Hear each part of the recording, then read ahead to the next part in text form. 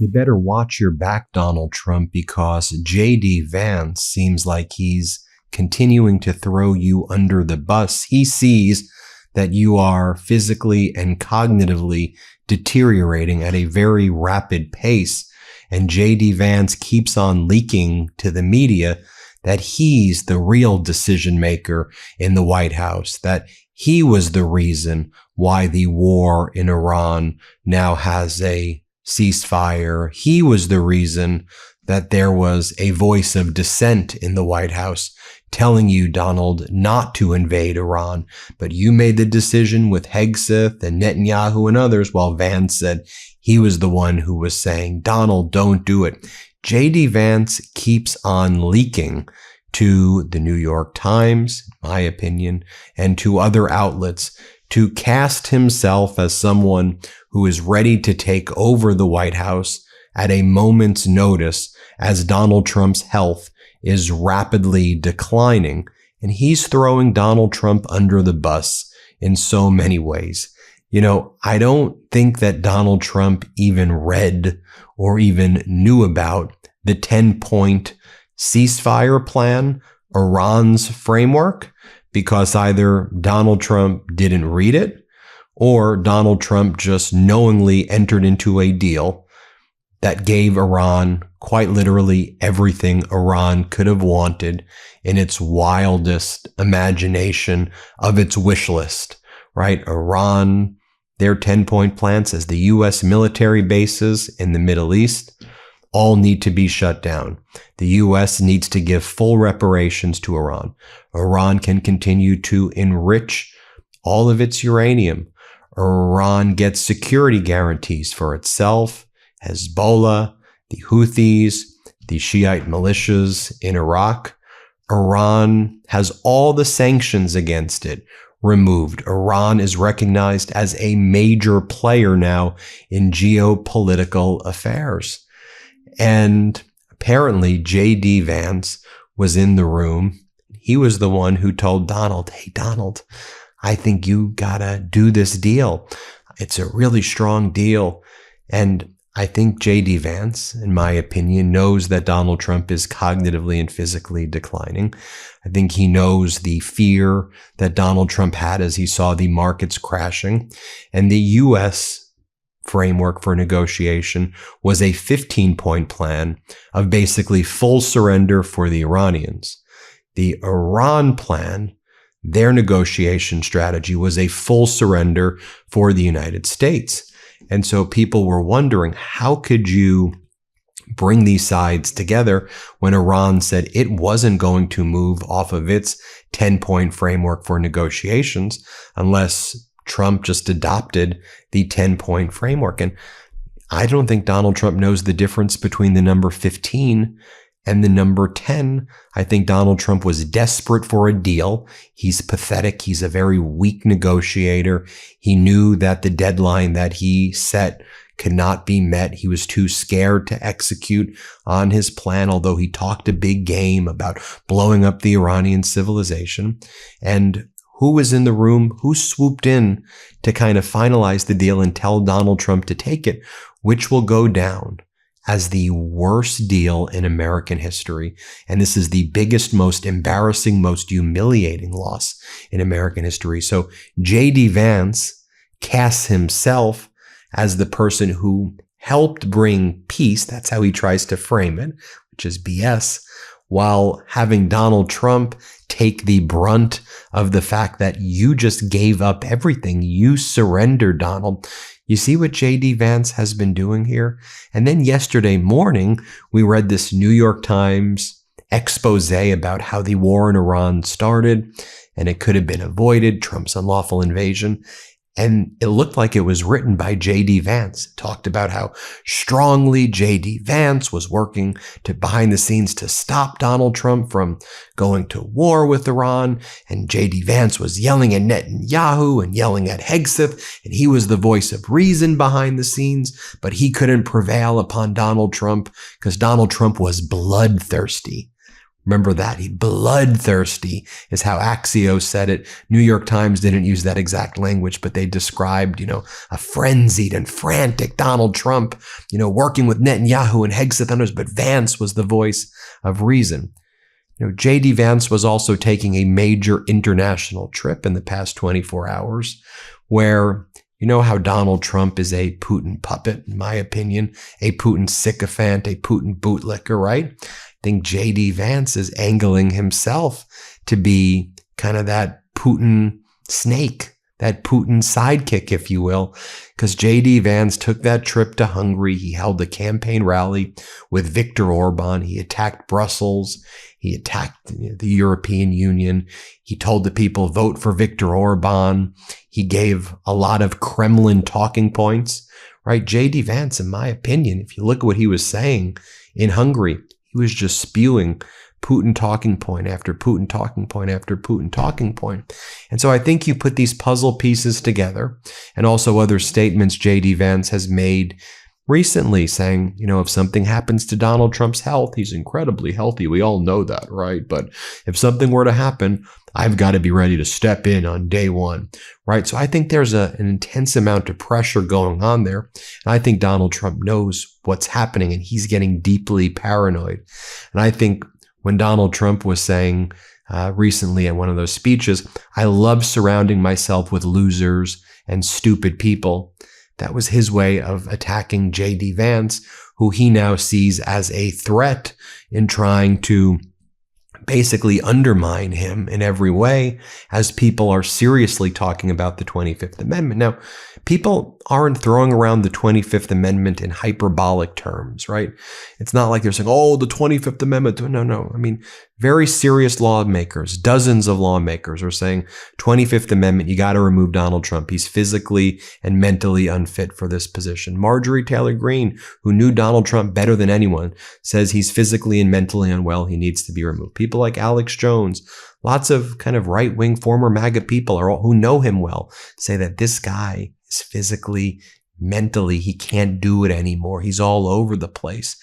I mean, the fact that Donald Trump was posting all of last night, Iran's victory statement, Trump was posting on his social media Iran's foreign minister Araghchi declaring victory and talking about how, there was this 15-point plan, but Donald Trump agreed to Iran's 10-point plan. And Trump reposted that like that was a victory. And, whether Donald Trump actually understands that, the 10 terms were complete surrender for the U.S. And again, I think we all know Trump was panicking and he was going to try to do some sort of kind of fake deal or give up, or taco as it's called. But I think JD Vance put the dagger in also, because all the reporting is JD Vance was working with the Chinese, the diplomats from China, as well as Russians. They were the ones really kind of working with Pakistan to formulate this. And then they put it on Donald as though Donald embraced it. And my theory is, I think this ceasefire is going to fall apart very soon. I don't think it holds. When you actually dig into it, Iran says it controls the Strait of Hormuz. I should have mentioned that earlier. And it will charge $2 million per ship that goes through the Strait of Hormuz. And it will maybe allow 10 ships a day, where in the past it was 150 ships a day. And the Iranian army will be the ones who take these ships through the Strait of Hormuz. And so, I think with dynamics like that, once the details are kind of more known, which they should be known, I think this falls apart quickly. And when it falls apart quickly also, who's it going to fall apart on? It's going to fall apart on Donald, and waiting in the wings, I think, is JD Vance, again, who's ready to pounce and be like, look, I'm the guy who's trying to make it work. And I've been working with the Chinese, and I've been working with the Russians, and I've been working with all of that. But again, I'm not going to try to be conspiratorial here. Is there a plan there at this point to try to push Donald Trump aside and put JD Vance in power? Because let's face it, I don't think JD Vance is going to be electable. at this point. Wild Grain is the first bake from frozen subscription box for sourdough breads, artisanal pastries, and fresh pastas. Unlike many store-bought options, Wild Grain uses simple ingredients you could pronounce and a slow fermentation process that can be easier on your belly and richer in nutrients and antioxidants. Plus, all items conveniently bake in 25 minutes or less with no thawing required. Wild Grain's boxes are fully customizable. In addition to their variety box, they have a gluten-free box, vegan box, and a new protein box. I've been loving Wild Grain lately, especially their sourdough loaves and croissants. I personally am addicted to their chocolate croissants. You can really taste the quality in everything, and it's kind of amazing to have bakery-level bread at home without the hassle. With how busy things get, just throwing something in the oven and having it ready in under 25 minutes is a game changer.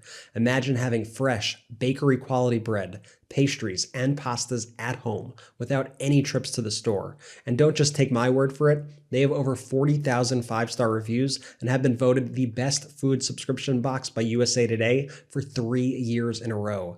For a limited time, Wild Grain is offering our listeners $30 off your first box, plus free croissants for life when you go to wildgrain.com/Meidas to start your subscription today.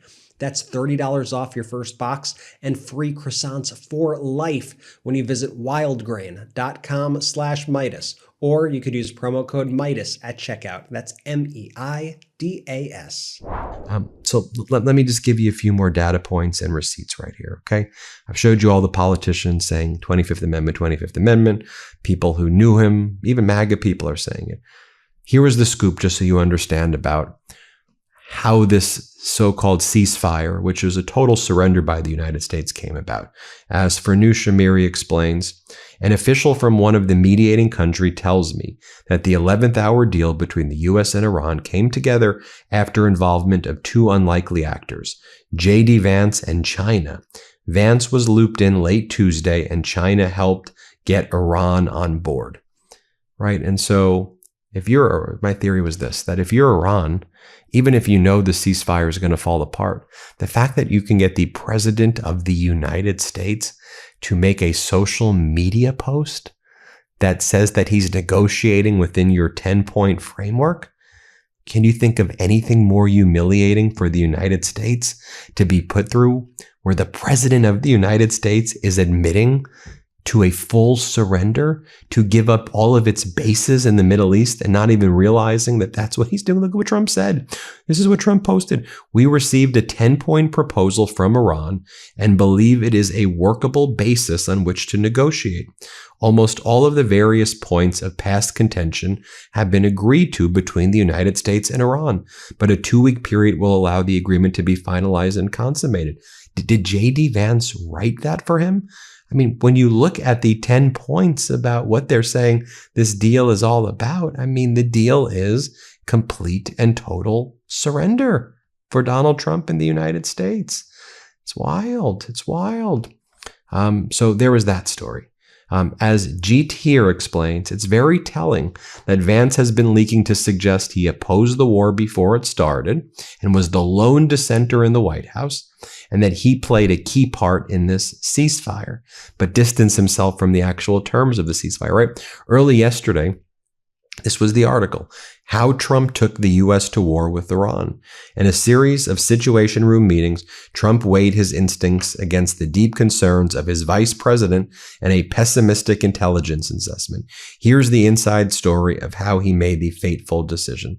As Matthew Iglesias says, important lesson here from JD Vance for all high-level politicos. If you give the scoops, you get to shape the narrative. Here's what it said. The reporting underscores how closely Mr. Trump's hawkish thinking aligned with Netanyahu's over many months, more so than even some of the president's key advisors recognize. Their close association has been an enduring feature across two administrations, and that dynamic, however fraught at times, has fueled intense criticism and suspicion on both the left and the right of American politics. And it shows how, in the end, even the more skeptical members of Mr. Trump's war cabinet, with the stark exception of Mr. Vance, the figure inside the White House most opposed to full-scale war, deferred to the president's instincts, including his abundant confidence that the war would be quick and decisive. The White House declined to comment. Who do you think's feeding that information? Come on, that's coming from JD Vance. Remember a few weeks back when JD Vance, or recently, I'm not sure if it was a few weeks back, but it was recent, this interview, where he says, yeah, Donald Trump's very healthy, but I'll be ready if tragedy strikes. What a strange thing to say. I'll be ready if tragedy strikes. Play this clip. You seem to go with the flow pretty well. Do you have quiet moments you think about that? Yeah, honestly, Sean, I try not to. I mean, one, I serve under Donald Trump, who is very healthy. He casts a pretty big shadow. He casts a big shadow, but if I served under Joe Biden, I'd probably be worried every minute of every day that he was going to croak and that I'd have to become president. But because I serve a president... You have a bat phone. Okay, did it just happen? Like, I'd never be able to sleep. I'd always have my cell phone as loud as possible. But no, the president, one, you know, he's got a lot of energy. He's extremely healthy. So I don't think about that. Obviously, that's part of the job, is you've got to be ready if tragedy strikes. And then I have another example too, where JD Vance was leaking about his involvement in negotiations to try to bring a ceasefire about in the war in Iran.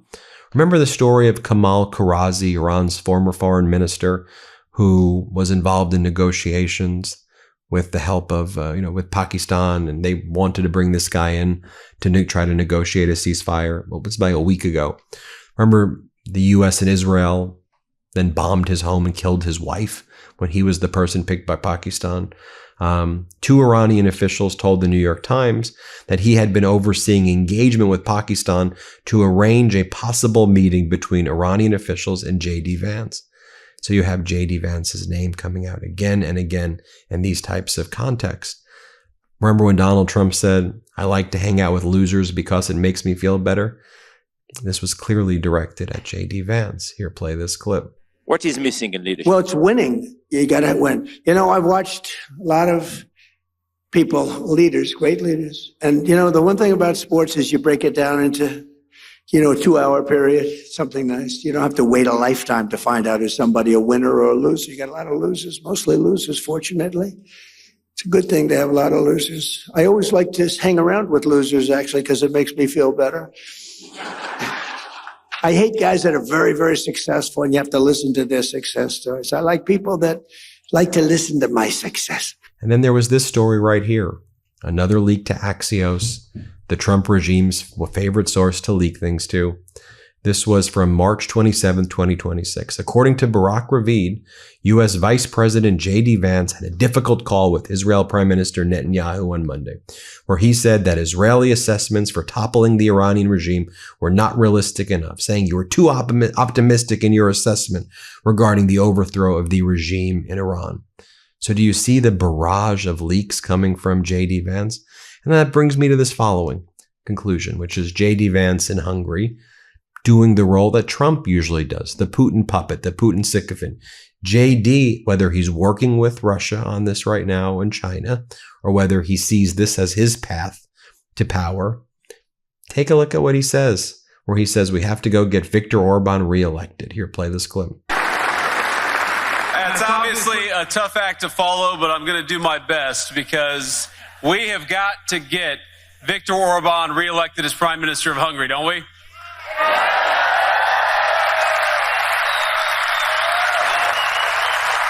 And he's quite literally parroting Putin's talking points like this, where he says, Ukraine is interfering with elections in the US and in Hungary, which they're not. But this is a direct Putin talking point. Play this clip. So to answer your question, yes, we're certainly aware that there are elements within the Ukrainian intelligence services that tried to put their thumb on the scale of American elections, on Hungarian elections. This is just what they do. This is part of the cost of doing business within some elements of their system. And finally, there's this Putin talking point where JD Vance says that Hungary's under attack from Brussels, from the European Union. Again, another Putin talking point. Here, play this clip. What has happened in this country, what has happened in the midst of this election campaign is one of the worst examples of foreign election interference that I've ever seen or ever even read about. The bureaucrats in Brussels have tried to destroy the economy of Hungary. They have tried to make Hungary less energy independent. They have tried to drive up costs for Hungarian consumers, and they've done it all because they hate this guy. But I think that what the people of Hungary, what I would encourage them to do is ask themselves the question, not who's pro or anti-Europe, not who's pro or anti the United States of America, but who is pro you? Who is pro the people of Hungary? So to me, you put it all together. I think that JD Vance, you could disagree, but I think JD Vance sees what's happening to Trump's physical and mental health, and he is nudging it over the finish line. You tell me what you think. We're all entitled to our opinions, but I wanted to back up my opinions with the data points of what I see. But you could disagree. Hit subscribe. Let's get to 7 million subscribers, and thanks for watching. Love this video? Support independent media and unlock exclusive content, ad-free videos, and custom emojis by becoming a paid member of our YouTube channel today. You can also gift memberships to others. Let's keep growing together.